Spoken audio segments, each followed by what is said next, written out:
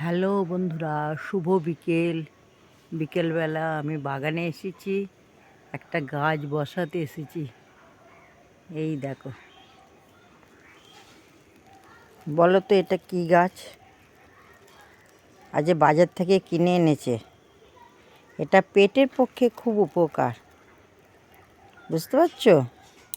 এটা হলো থানকুনি পাতা, বলেই দিলাম। এটা থানকুনি গাছ।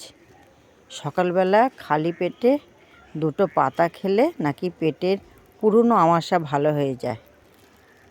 এখন এইটা আমি বসাতে যাচ্ছি। আজকে কিনে এনেছে সকালে, সকালে রান্নাবান্না করতে গিয়ে টাইম হয়নি, তাই এখন বিকালবেলা বসিয়ে দিচ্ছি। চলো দেখা যাক।